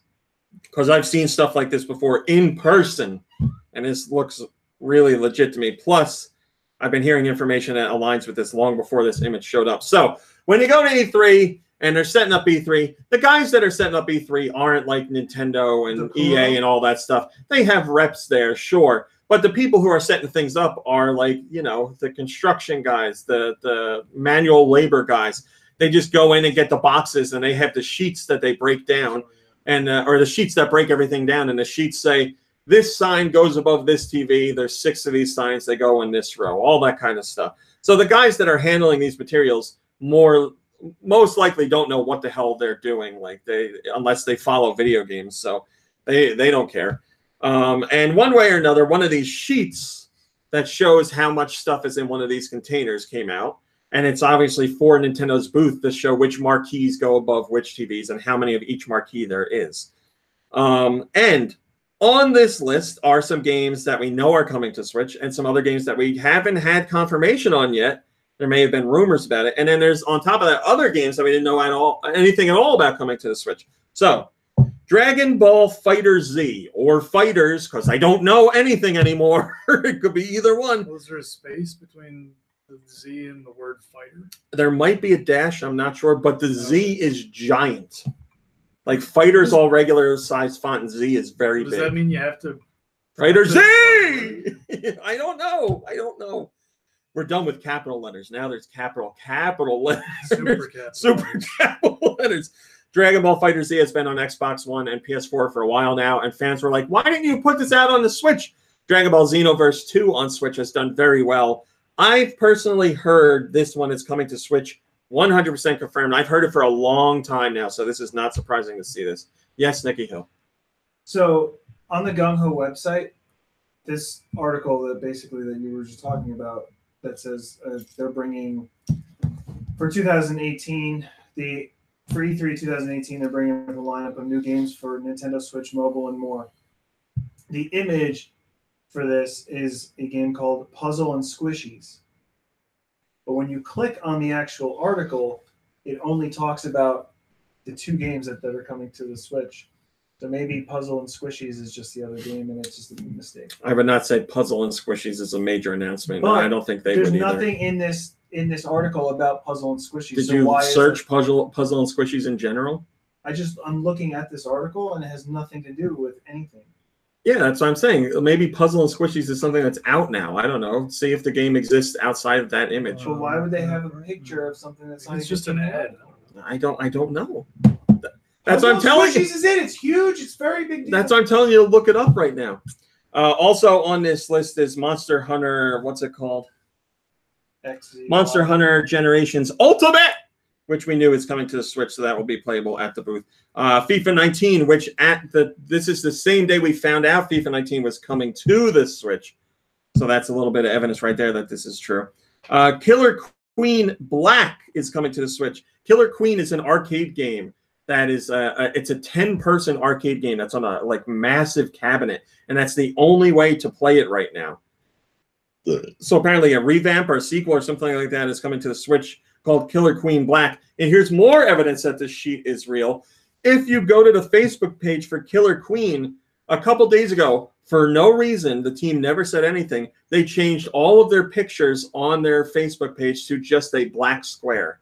Oh. So Killer Queen Black, it makes a lot of sense. Oh, they're going to have dynamite and laser beams. Starlink Battle for Atlas is going to be at Nintendo's booth. You know what I'm talking about. Now, Starlink we found out about last year at E3. That's coming from Ubisoft. That's a game with the little spaceships that you build if you want to. Paladins is another one that supposedly is coming to Switch. And again, we've heard about it for a very long time. People have been data mining the PC version of Paladins, and they've found multiple references to the Switch, the Joy-Con controllers, the eShop itself, even Nintendo verbiage. What about the subtitle there? Champions of the Realm. I mean, I guess that's the subtitle. I don't know. You gave that whole speech about that other game the other week. I figured you. Yeah, but nobody knew what that game was. Lots of people know what Paladins is. Coin of the Realm. Hopefully. Would you guys join? No. The Association of Creative Acronym with me? Or Society of Creative Acronym, where we get dressed up in real armor and have real battles? Lube would. Isn't that LARPing? You talking about LARPing? Yeah, but it's like a real society. No. The Society It's a fake, I'll do it. It's a real no. Society of Creative Acronym. Also on this sheet is Overcooked 2, a sequel, obviously, to Overcooked. Overcooked has sold really well on multiple platforms, including the Switch. So a sequel wouldn't be surprising. Mario Tennis Aces is on here, which comes out soon. That makes perfect sense. But the one that everybody's been talking about and the one that a lot of people have been hoping is the real deal, well, it's on this sheet. Fortnite. Fortnite is on the sheet. The whopping 8 units. Yeah, that's a lot. It's a big chunk of the booth. Yeah. It's a big chunk. 8 TVs to show off Fortnite. Yes. Again, Fortnite is one that has been rumored, and up to this point, this information was the biggest confirmation that it was actually happening. Kendrick Lamario has a top-rated comment, and he says, all these leaks going on are so sad. Sucks for people wanting surprises, and sucks for devs wanting to have their moment in the spotlight showing off their games for the first time. Really hope they slow down before E3. Something tells me they won't, though. Well, I mean, all we literally have is logos and more talk of games that we already knew were coming, minus Overcooked 2 and Killer Queen Black. Which is funny, because if I went to a restaurant, my food was overcooked, and that restaurant opened another branch or another restaurant, I wouldn't go to the new restaurant. Yet here we are, overcooked, and they're getting another game. Was the name of the restaurant Overcooked? Because if the name of the restaurant was Overcooked and you went there and you got overcooked food, why would you be complaining? You got what they were advertising. Makes a really good. It's like that guy that always went to Charlie Brown's when Do Michaels worked there. And always ordered a hamburger and always complained about it. It's too good. Every time I come here, I hate the food. Then why are you? I'll see you next week. I see that in a lot of like Reddit threads for people talking about like comic books and TV shows and stuff like that, complaining about an episode of a TV show, and they're like, "This show sucks. It's garbage. I hate it. See you next week, everybody."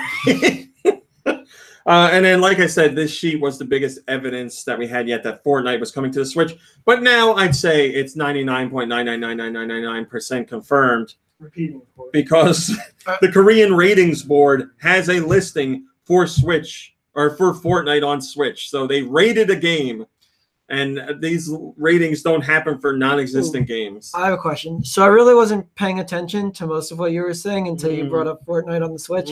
Is it still going to be like free to play on the Switch? Oh, well, cool. I don't know for sure, but Okay. yes. Yeah. All right. Free to play, but you're gonna have to pay for Nintendo. Oh, well, that's if Temptation says, I'm not a Fortnite player, so serious question. How many people are out there that want to play Fortnite but couldn't because it wasn't on the Switch? Seems to me like most people who would want to play an online-only game would rather play on their computers. I'm just not seeing this as a big deal, unless, of course, there's an offline component for portability. Well, see, that's the thing. You have to look at it like this, too. Say the same thing about Minecraft.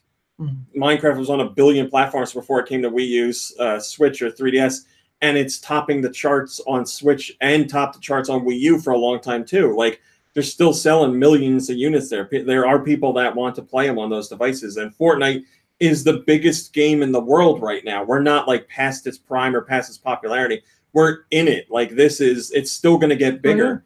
So it coming to the Switch is going to do fantastically well, because think about it. Even if you're playing portably, yes, you'd have to connect to a Wi-Fi hotspot or do connect to your phone or something like that. But there's plenty of people who would be like, hey, I want to play Fortnite. And friends could go, okay, bring your Switch over to my house. And then you all get together and you connect online and play together there. Like, I could come over here Yes. and you could be playing on your Switch and I could be playing on my Switch, you know? Yep. And so that's something I understand. The portable aspect of it would make it that you can't play the Battle Royale mode without being connected online because you don't have an online connection. But that shouldn't negate the platform's other abilities, which is a home console or the portable nature to go to a friend's house and play on their internet. So I'm excited for wasn't that. there very excited. a lawsuit or something from another game company? Yeah. PUBG is suing. I always Fortnite. read that as P-Berg. P-Berg is suing. Yeah, because it's that is a very similar concept. It was like death matches where the play area shrinks. It's extremely similar, but PUBG is not the first company to do a game style like that by a long shot. The thing is, PUBG got really popular, and EA or Epic was like, okay, let's do a mode like that for Fortnite. And then Fortnite became even more popular, and PUBG's losing players. So they're like, well, we got to sue. Well, that's the thing. Like, Fortnite didn't come around just to, like, as a competition for that. It was already, like, a well-polished game that they're just like, oh, we can include this Fortnite mode. was its own thing with different gameplay mechanics and had a whole, you know, it's like a survival thing where you build a fort and fight off zombies. Wait, Fortnite is EA? No, Epic. But they didn't make Fortnite just to be like, oh, you know, P-Berg has this awesome game. We got to do this and steal their, you know, idea. It's like, we already have this game and we're just going to add this extra mode and see how it does. Yeah, it's very hard for a game company to, like, legally say that they own they own a death match. They own a gameplay type. Yeah. There's been plenty. That's why Well, you don't the only see one that can have death match. If you have it in your game, you stole it. that's from why you us. don't see lawsuits like that, because it's very hard to trademark like a game idea, because Nintendo Yeah, could be you're like, always we saying made the game, we invented platformers, and nobody else Yeah. can do platformers. So. Well, it just sucks because imitation is the greatest form of flattery or whatever, but imitation doesn't pay the bills. You know? Well, I mean, like PUBG or PBerg, if you will, certainly still has millions of players. It doesn't have what it had at the height of its popularity, but yeah, there's still tons of people playing it. But yes, Fortnite is considerably larger now, and I think part of that is I've played both. I think part of that is it's a little more cartoony. Fortnite does a lot of things differently, and I feel is more fun. Like less serious. It's certainly less serious. Yes, Yeah. I just think it's more welcoming to players than PUBG, because PUBG has more realistic graphics, more realistic looking guns. It takes like you pick up like jackets and backpacks and all kinds of weapons, and you have to slot them into like sections in your menu and on your body, and there's like helmets and boots and all that stuff. So like for the average gamer, or maybe even the expanded audience gamer, it's a lot to take on. But Fortnite is literally just you play, you drink shield potions for shield, and you have health packs for health, and you can jump in, and it takes like 1 or 2 matches, and you're like, all right, I know what I'm doing. And you're not going to be great after a couple matches, but at least you know what you're doing, and you can just run and gun. Plus, like you said, it is cartoony, and it's not. I'm not going to say it's not violent, but it's like, like cartoon violence. It's comically, at least somewhat cartoon violence, more comically violent than PUBG is. That's certainly more realistic looking. So all of that factors into reaching a wider audience. Plus, Epic's done a really good job of adding in new content all the time, and giving people reasons to come back a lot. So, I mean, there's only one map in the game, and it's still a ton of fun to play. But yeah, like the shopping cart that they just added in this week, which is stupid fun. Yeah, I think that's the big difference. PUBG takes themselves very, very seriously, and Fortnite does not take themselves seriously. Yeah, you know what though? It is funny that there is only one map, but the map is like so big that like I haven't. Well, even seen PUBG all I think has yet, 3 maps maybe now. I know it has 2 for sure. So it's not like and PUBG's maps I think are even bigger. But there's vehicles to get in and travel around through. But yeah, the Fortnite map is very big, but they change a lot of things quite often. Like, you haven't played since the shopping cart update? No. You know the 2 houses by the docks? Yeah. The one on the right, if you're looking at the dock houses, is completely different now. It's got like a dance hall in it with like a disco ball. Makes me want to play now. It's got 4 corners. Each corner has like a little dance mat, and if everybody gets on it together and dances, you can raise the disco ball, and it like lights up and explodes. But yeah, they've changed a whole bunch of stuff, and that's what they do. They change things to keep it feeling fresh. I mean, I've been playing it a lot, and I'm still having just as much fun. I was playing it last night, and I really enjoyed it. So it'll be interesting to see how the lawsuit goes. And if PUBG flat out wins, then that's going to mean, I think, very bad things for a lot of games. In the future. I'm not saying the developers of PUBG open the door for everyone to be like, oh, I can see them for that. I'm not saying the developers of PUBG don't have reason to be angry. Yes, Fortnite certainly piggybacked off the success of PUBG, but Fortnite is doing things different in a lot of ways, and it's doing things better in a lot of ways. So, like I said, I've played both, but yes, Fortnite, without a doubt, sunk its hooks into me way more than PUBG did. So that's that. There's the answer to your question, hopefully, sir. But that's our top stories. All right. Kirby. Yeah. What have you been playing? Well, I beat Wonder Boy and the Dragon's Yeah, I beat it on Tuesday. I forgot to mention that when I was over here that night. Hi, Lizzie and Zach versus the world. So that was fun. I didn't like, I didn't get all the items. There's some very well hidden things in that game. Yeah, and then there's the unknown levels. I've only gotten through 2 of those so far. Unknown levels. What? Yeah, they're like in clouds and stuff. Yeah. Well, some of them are anyway. I think I never really got through them because Some challenging Yeah, stuff. the one I had the first one I did was the one where you play as Mouse Man, and that one was so frustrating. I wanted to like throw the switch at the wall. That would be bad. Yeah, but no, I really enjoyed playing the game, and I hope that the studio Lizard Cube or whatever they're called. Yes. I hope they remaster some of the other Wonder Boy games. They have said they want to. They also said one of their dream projects is to remaster the original Legend of Zelda, but they don't know if Nintendo would ever let them do that. But yeah, they said they're considering what they want to do next, if they want to take on another remaster or do something original. But they do have a desire to remaster other Monster Boy, Yeah, because the whatever games. Yeah, speaking of that, the Wonder Boy series has like one of the most convoluted, confusing Yeah, release right? histories I've ever seen. Yeah, it's hard to follow, definitely. Yeah, there's literally 2 games that are called Wonder Boy 3, and then Yeah. there's a subtitle, and then the first Wonder Boy is what eventually became Adventure Island, right? Yeah, it led to Adventure Island. Yes. Yeah, it's so weird. Yeah, I mean, unless you were like actively playing those games when they were coming out, like trying to go back into it now, you're like, wait, I don't understand how this all happened. And then there's and I got confused because the only other Wonder Boy game I played is I did not, Mark. Wonder Boy in Monster World, Mm-hmm. and I didn't even realize there's one called Wonder Boy in Monster Land, and so I was like, wait, which one did I play? Yeah, right. Yeah, they aren't helping themselves with the naming of the games. But So yeah, that was fun. now I know where Nintendo got their inspiration. yeah, right. Monster Island is really a peninsula. And other than that, oh yeah, I played.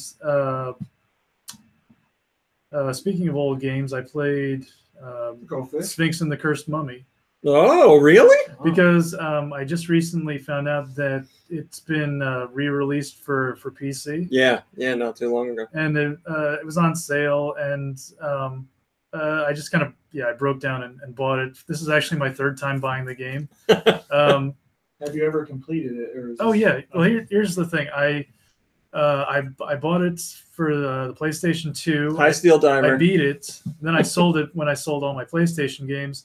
Then I think I picked it I picked up a used copy for the GameCube for like $3, and then and then I bought this copy for PC for like it was on sale for like $10.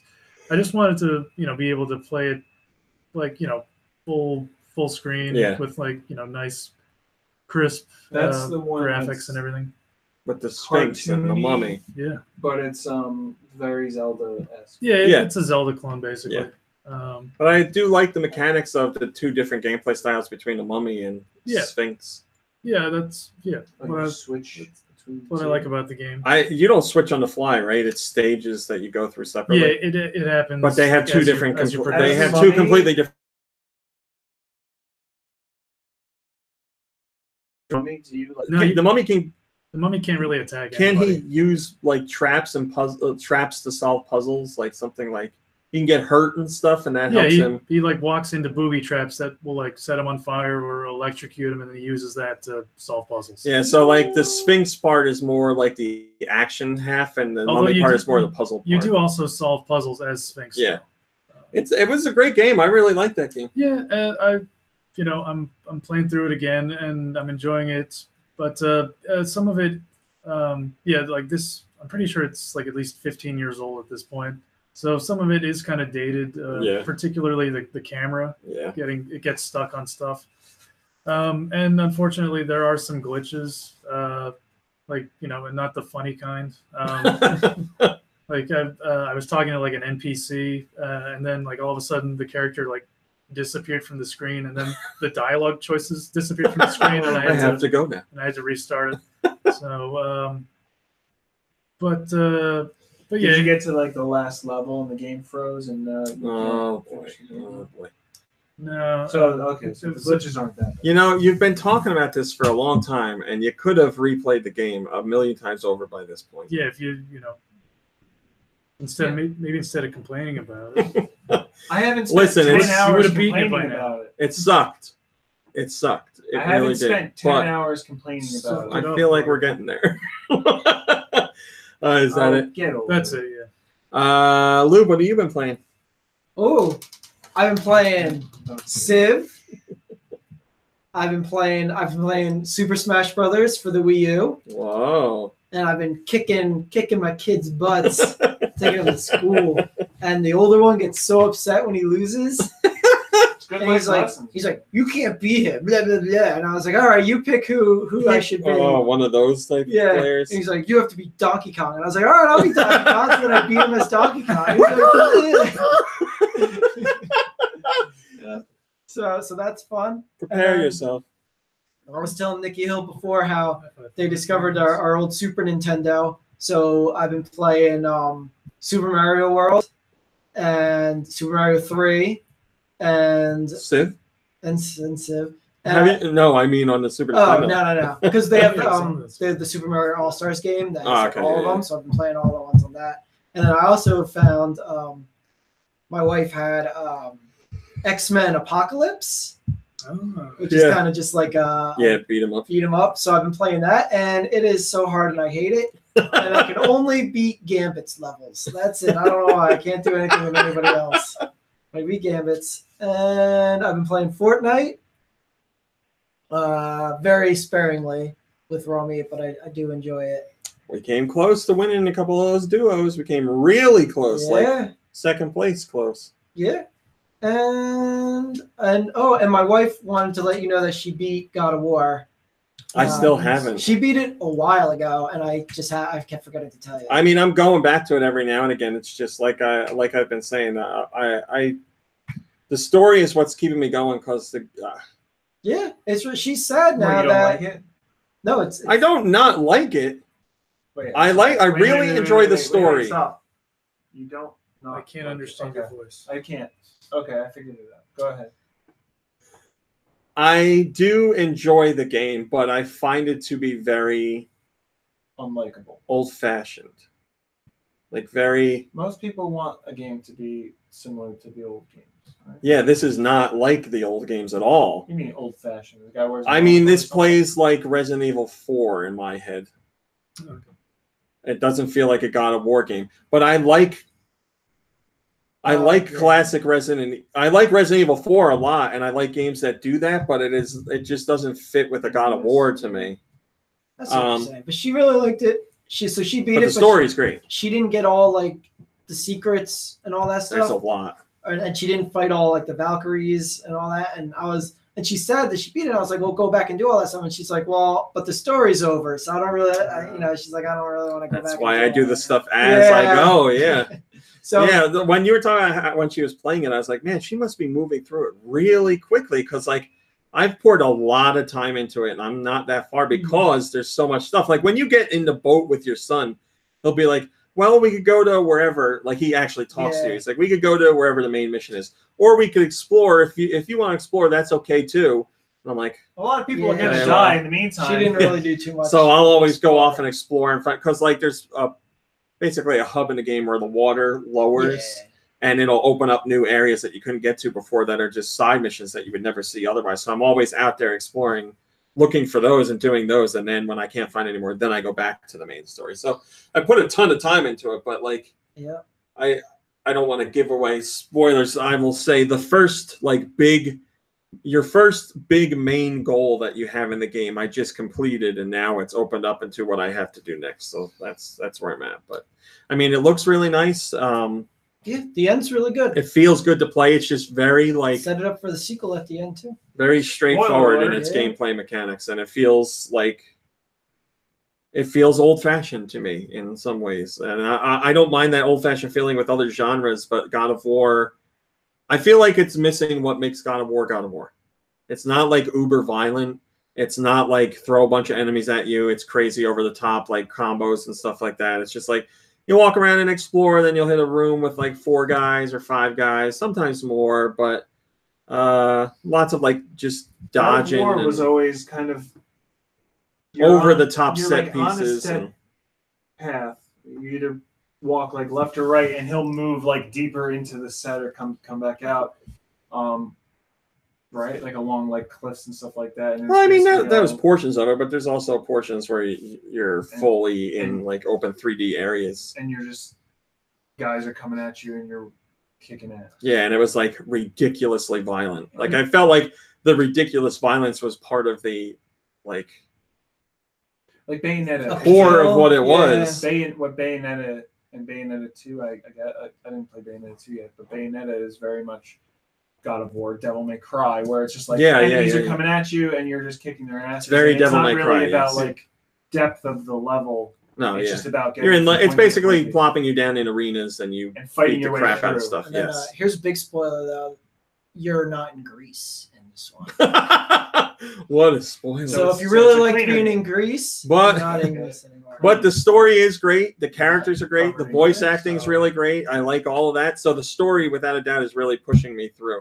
Because I am intrigued. I want to see what happens next. I know Kratos isn't letting in on what's really going on with everything. Did you get to Thor's kids yet? I think I did. Yeah. Okay, I don't want to say. I'll ask you about it later. After this. Is it 2 guys? Yeah. Yes. Yeah. That was one of the things I just did. Okay. Where I beat those 2 guys up. You just beat them up. That's it.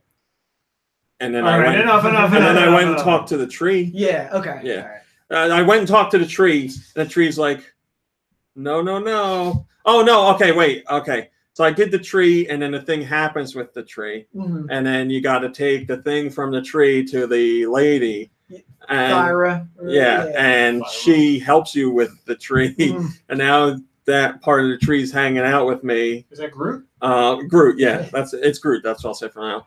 And Groot, when I first met Groot, he told me like, "Oh, what you thought was here isn't here. You got to go here." So now Groot is taking me to that place. So you're in for a real big part of the story soon. Oh yeah. Okay. As long as. Yeah, I know something's coming because the way everybody else is talking to Kratos, I'm like, "What are you hiding?" Yeah. Something big's gonna happen. Yeah, the story's great. Really like it. So, are you playing anything else? Yeah. Nicky Hill. I didn't play anything here, right? I just left last week, and then I went home and I downloaded a game. I told you, and I played it. You were going to tell me what it was. I've been waiting to hear. I played Bloodthirst or Bloodstained. I keep calling it. You downloaded Bloodstained? Yeah. Curse of the Moon? And I played it. Wow! What do you think? It's not as difficult as the original Castlevania game. It's very similar. It is not as difficult, but it is. It has challenge. But I felt like it has challenge. So not as many. The original Castlevania had a lot of cheap deaths. There's not a lot of cheap deaths. Well, the biggest similarity with the original Castlevania games that I still had some trouble with, but nowhere near as much with this, was how when you jump, you commit to a jump. Yes. And you can't, change in air and stuff like that. Yeah. I only died a couple times because of my message. I was going to say it's still in here, but. Right, but it didn't affect me as much.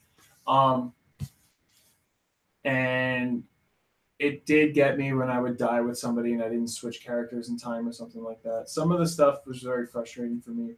But can you only max out with 4 characters, right? Or can you get more? I'm still doing stuff. As far as I know, yes, you can only do 4. You can also play where you only do 1. I don't know how you do that because what's the name of the guy? I never got an option. Zengetsu or something? When you know how you kill a boss and the people come floating down and they're like, hey, you can kill him. How? Don't talk to him. Go up and hit him. Before it says like up on the D-pad, you can talk to him. Instead of doing that, just go hit him. Oh. Yeah. Which I would have never thought of. But after those 4, I think that's it. I defeated enemies and I didn't get an option to even talk to them. Unless it was because I wasn't playing as Zengetsu or whatever his name is. I don't know. I have not personally done it yet. But I finished the story. You beat the whole game? I beat it. Like I don't know, it's the whole game. I Congrats. beat it. There's a lot of levels. There's a lot of areas in the levels. Yeah, that same with me. that I don't even know how you're supposed to get to. I realized pretty late though that when you're the one guy, you can, as a bat, you don't just fly left to right. You can fly up. Yes. That's yes, probably that last boss fight. Well, boss fights in general are really cool, but that last whole level and boss fight, I thought was really that awesome. was the biggest challenge. I feel like I surprised myself, I guess, with getting through the other boss fights a lot quicker than.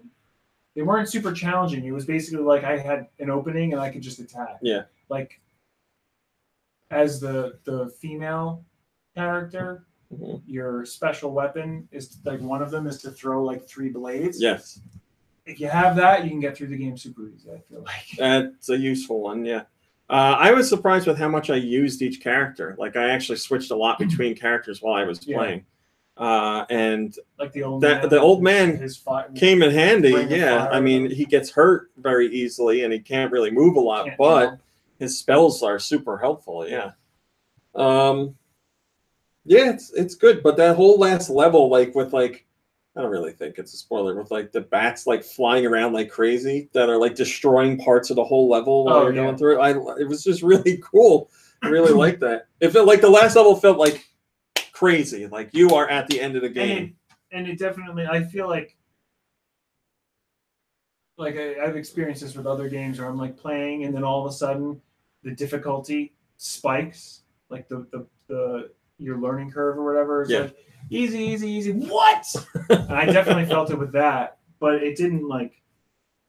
I was never stuck on anything for a really long period of time. You haven't played it yet? No. You got to play it. You should play it today. It's good stuff. Yeah, I'd like to. It was fun though. I did enjoy it. It's good. Yeah, I liked it more than enough to go back in and get the other stuff. It was not as similar to the Bram Stoker's Dracula as I thought by watching the trailer. No, I would say it's not at all. I think my favorite character might have been the Bat guy. I used him a lot. I like the girl. Man. The girl helped me out a lot. I mean, I liked her too, but yeah, I was at first I was like, this Bat guy sucks, and then I used him more because he's got the 3 whatever, and it comes in handy a lot. Like you can jump up and get guys above you like all the time without using the sub. But that one,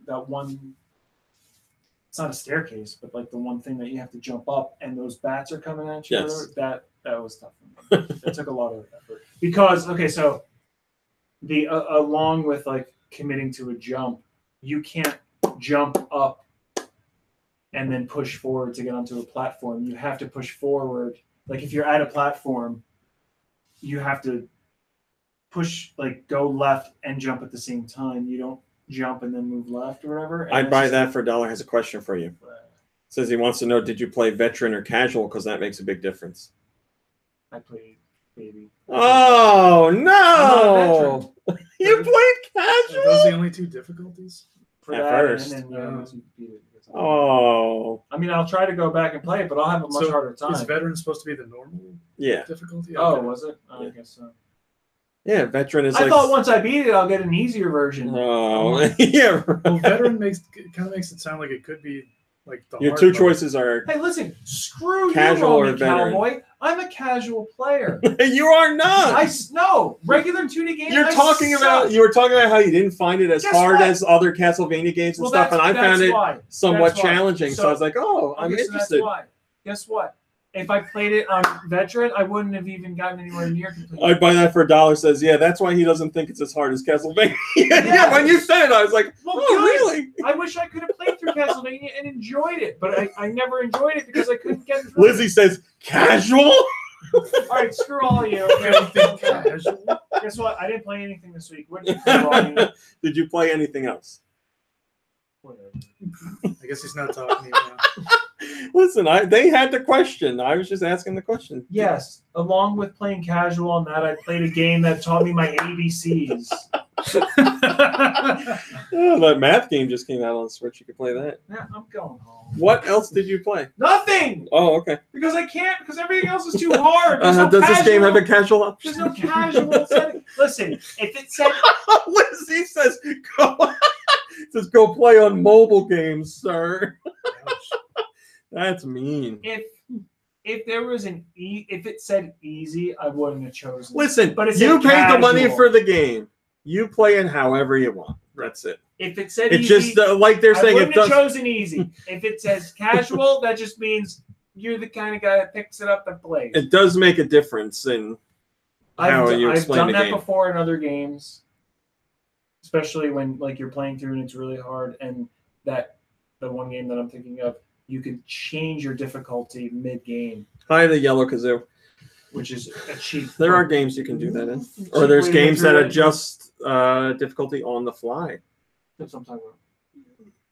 So, yeah, you paid the money, play the game how the way you want. Now that you played it through on casual, switch it to veteran and see how it goes. Okay. So I played some of that as well this week. I also played Fortnite, which we don't need to talk about because we've already talked about it.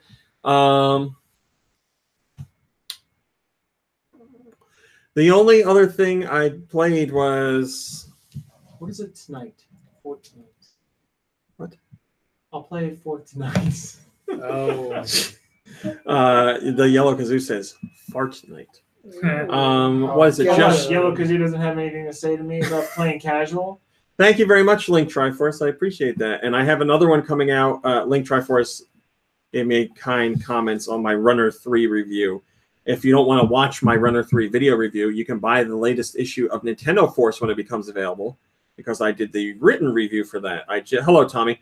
I just submitted it yesterday, actually. So I have the written review on that. Also, I'm honored in the recent issue of the most recent issue that's available right now of Nintendo Force. I did the written feature on Night Trap, which I was very happy to be able to write about. So Zoso, the Parents Play episode is my next thing. I have all my other things done, and I need to get the Parents Play done before E3 hits, because otherwise I'll be screwed.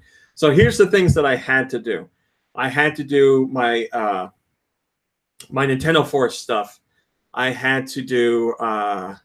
I'm working with a couple other companies on sponsorship stuff, so that's been taking up free time doing that stupid crap. I have the regular site news, obviously, which keeps me busy. But I also had to do the review for... Oh, sorry. I had to do the review for the chair, the desk chair, and the eWin chair. So I had to write a review for that, and I had to do a video review. That was both of those were requested as part of the deal. So I wrote the review and took care of that. That's no problem. I can write quickly. But the video review turned into a nightmare. You know why? Maybe Nikki Hill can relate to some of this. Simple, plain on casual. The video review needed to be at least 5 minutes.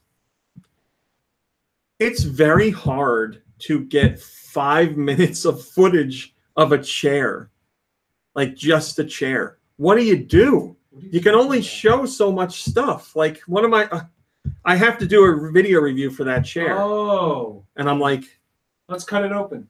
I shot like how many revolutions 40 minutes of footage, and I'm like, I can't just show this. Like, this is terrible. Like, it's a chair. What am I supposed to do? Like, I got every angle I could think of. So, like, what I did is I took all the footage, and I was like, all right, I got to get this review done because it's been worrying me. I edited the first review. I got like 2 minutes into the first review, and I'm like, I don't have enough footage. Like, what am I supposed to do? I don't have anything, because I had 12 minutes of audio recorded for my review. Wow, and I'm like, I'm going to have to re-record the audio. I need to make this shorter. So I threw all that out, started the project again, and I recorded. My audio was like 6.5 minutes. I'm like, okay, that's better. Do you have paperwork for it, right? As far as to like how to build it? Yeah. Scan that. And do like little panzer crosses. So I did that. Hello, Laxter. I did that.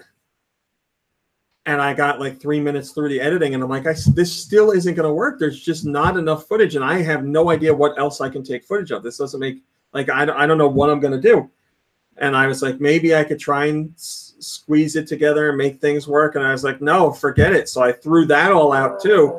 And I set up my camera in my office and recorded me talking to the camera about the chair as I was sitting in the chair. And I took the footage that I shot of the chair and combined to both of those, and that worked. I just finished it last night, but it was seriously like 10 hours worth of like just stuff that I threw out. Did you start the video with you facing the other way, and it's just the chair, and then you turned around like a Bond villain?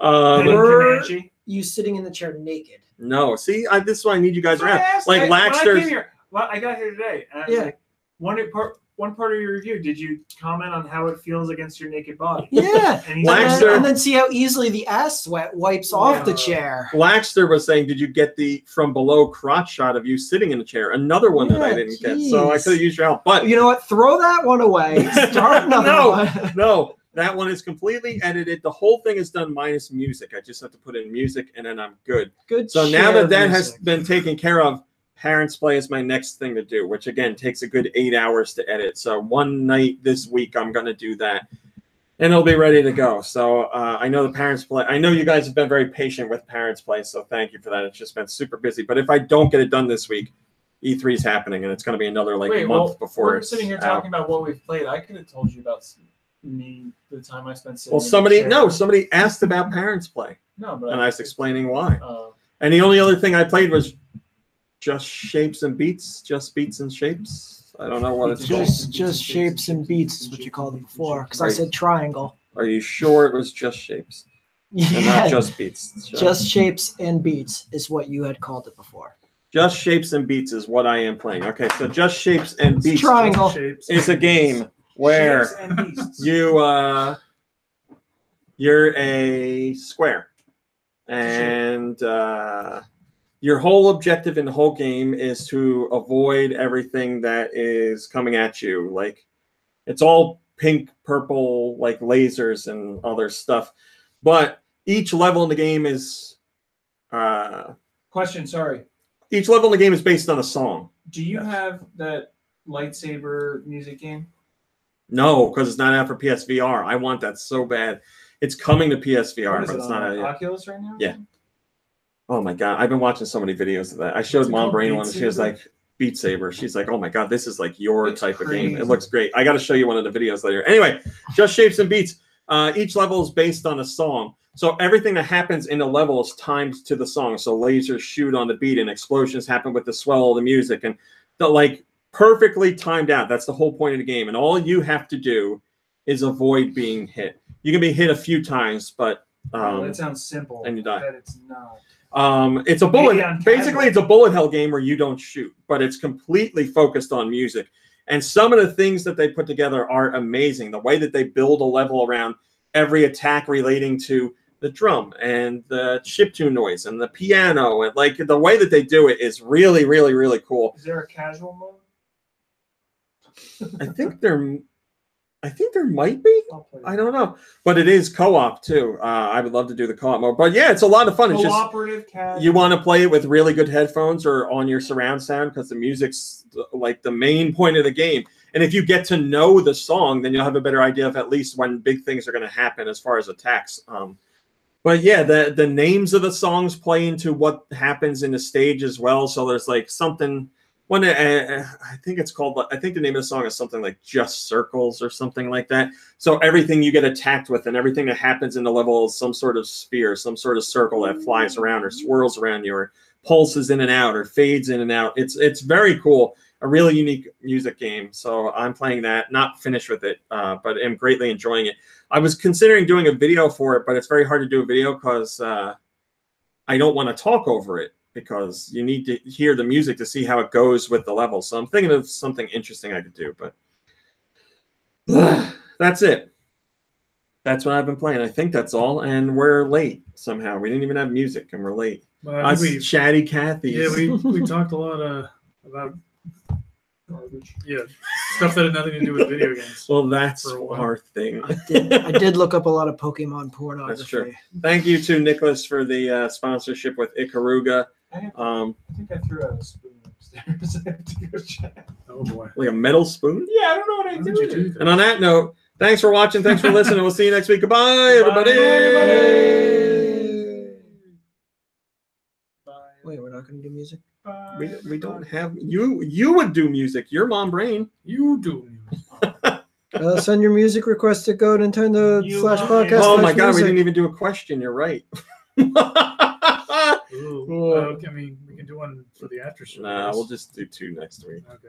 We're late. I mean, we're late anyway. We were just BS. How long was the show? 7 hours. It was 1:47. Oh, that's not too bad. Not too bad, no. Yeah, sometimes. Lizzie says I can do music. See, we should have just asked Lizzie. Thanks, RMC Kirby, Nikki Hill, and Lube. Good seeing you back, Lube, says Sarah. Don't get used to it, but I'll try. Oh, and he also says, good to see you, Dove. Our old friend Dove Chocolate. Great show as usual. Bye, everyone. Kisses and Dove. hugs. Thanks, Sarah. That's very nice of you. Thanks to everybody that joined us. Yes, who's late? Oh, Agent Iron Cat. You just came in, I guess. I was hoping to have NPD, but I guess that's next week. That's last week. No, they changed it now. Wow. NPD's been coming out on Tuesdays, so it's on a completely different schedule. Bummer. I mean, it'll be on a podcast, but I we're figured done. I was like, oh, it's the beginning of June, so I was like, it should have came out for the end of May last week, and so we should have it No, for it's today. different. I don't know why they changed it, but they did. Oh well. Lou, that's a nice shirt. I'll tell you, you can never really. I mean, it's amazing that you're on camera there. But Thanks, buddy. Cammy, we did not do music because Mom Brain's not here. I I'm wore sorry. a shirt for this next podcast. I'll make sure to beat her appropriately for next week's show. Yeah. Bam, zoom, straight to the moon. Cammy says, I missed all kinds of shit. Yeah, we did talk about all kinds of shit today. It's true. Cumulative says, just shapes and beats is where you play as a shape and don't beat anyone. That's true. You don't attack anyone in that game. There are even boss fights where you don't fight the boss. Yeah, they but I take don't themselves think that's out. okay. It would be called just shapes, no beats. Yeah, right. It's shapes and beats because the beats is the music. You beat the stage. Oh, those And you kinds beat of the beats. bosses, but you And don't then- physically wait, beat them. And then So you you're beat not the boss eating and any you feel good beats? And you beat the I thought it was about shapes eating beats. I thought it was about beating them and eating them. No, I didn't talk Mario that? Tennis because I haven't Was there played a it game? yet. We didn't talk Yeah, any there's Mario a today. pornographic, F Mario. We Atari talked game. Mario. Barely. Yes. We'll beat 'em and eat 'em. Oh, you know what other game I played? I forgot. I can't believe I forgot about this. The Super Mario that you play that has like a la Golds and the Buckenberry Yes. toads in it. I played that one. Man, I Super hated Mario it. Brothers U. I was so bad at it because it's all jumping and I hate it. This Oh, that's Mario, right. I don't care for this Mario game. It's full of jumping. Cammy, I got nothing to say about Mario Tennis Aces because I haven't downloaded the demo yet. So Is I haven't played Waluigi going to be a playable character in it? Yes. He should be. 'Cause Yes, he's and he all holds about a tennis. rose in his mouth. Wow. This is all true. Aces. Aces, yes. Good luck. To me. Is Ace Attorney in Aces? We don't know all the hidden characters, so Phoenix Wright, Ace Attorney. no. Aces Attorney. Aces Attorney. He's a- Phoenix yeah, Wright's Aces Attorneys. He's a Are you sports talking like injury- me? He's a sports injury attorney. Use the talkings like me. Biggs the Cats. Biggs the cats. All right, guys, the show is I done thought it was exporting. Biggs. Thanks for hanging with us this weekend. Go play some Mario Tennis Aces Biggs demo sounds while like you a real can. name. And we'll see you next week. Yeah. Goodbye, my friends. Goodbye. We're still alive.